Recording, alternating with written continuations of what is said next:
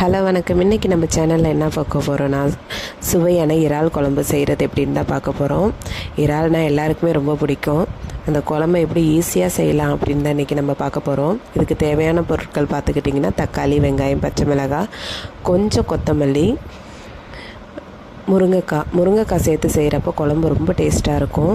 முருங்கைக்காய் இல்லாதவங்க கத்திரிக்காய் சேர்த்து செஞ்சு பாருங்கள், அதுவுமே டேஸ்ட்டாக இருக்கும். கத்திரிக்காய் கூட நம்ம அவரைக்காய் சேர்த்து செஞ்சாலும் டேஸ்ட்டு சூப்பராக இருக்கும். தேவையான அளவுக்கு தேங்காய், அது கூட கொஞ்சம் சோம்பு சேர்த்து நம்ம அரைச்சி வச்சுக்க வேண்டியதுதான். தேங்காய் ஊற்றாமையும் இந்த குழம்பு செய்யலாம். தேங்காய் ஊற்றினா டேஸ்ட்டாக இருக்கும். ஒரு லெமன் சைஸ் அளவுக்கு புளி ஊற வச்சுக்கணும். அடுப்பில் வானல் காஞ்சதுக்கப்புறம் அது கூட கொஞ்சம் ஆயில் சேர்த்துக்கலாம்.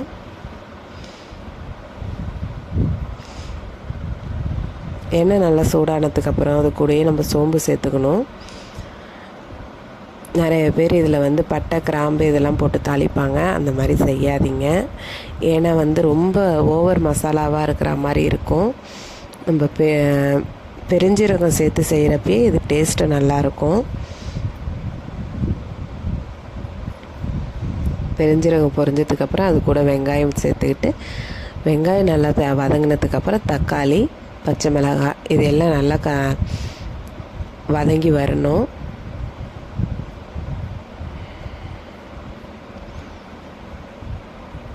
இது வதங்கிட்டு இருக்கிறப்பே நம்ம புளியை கரைச்சிக்க வேண்டியதுதான். பாருங்கள், நல்லா வதங்கி வந்துடுச்சு. இந்த ஸ்டேஜில் இது கூட நம்ம பிரானை சேர்த்துற வேண்டியதுதான்.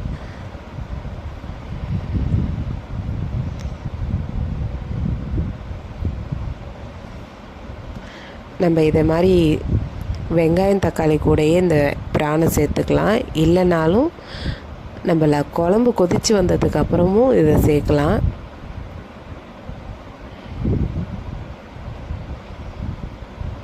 பாருங்க, ஒரு 2 நிமிஷம் வதக்குனதுக்கப்புறம் அது கூட நம்ம கரைச்சி வச்சிருந்த புளியை சேர்த்தாச்சு. தேவையான அளவுக்கு நான் குழம்பு மிளகாத்தூள், வீட்டில் இருக்கிற குழம்பு மிளகாத்தூள் தான் சேர்த்துருக்கேன். தனி மிளகாத்தூள் இருந்தால் கூட நீங்கள் சேர்த்துக்கோங்க. முருங்கைக்காயை சேர்த்துடலாம். இப்போயே நம்ம சேர்த்துடணும். ஏன்னா ரொம்ப நேரம் குழம்பு நம்ம கொதிக்க விட முடியாது.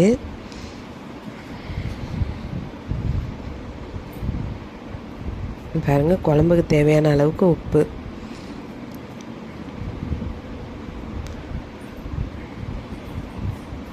குழம்பு நல்லா கொதிச்சு வரும். பாருங்கள், நல்லா கொதிச்சிட்ருக்கு. இந்த ஸ்டேஜில் உப்பு, காரம் எல்லாம் நம்ம செக் பண்ணிக்க வேண்டியதுதான்.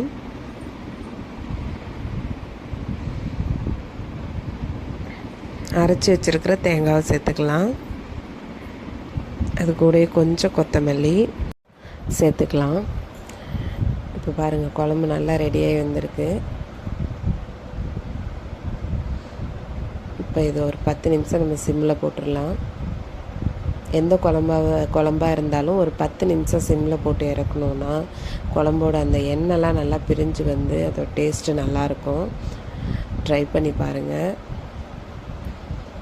அவ்வளோதாங்க, சுவையான இறால் குழம்பு ரெடி ஆகிடுச்சு. இதை நீங்களும் ட்ரை பண்ணி பாருங்கள். உங்களுக்கு இறால் குழம்பு எப்படி வந்ததுன்னு கமெண்ட் பண்ணுங்கள். வீடியோ பிடிச்சிருந்ததுன்னா லைக் பண்ணுங்கள், ஷேர் பண்ணுங்கள், கமெண்ட் பண்ணுங்கள். மறக்காமல் சேனலை சப்ஸ்கிரைப் பண்ணுங்கள்.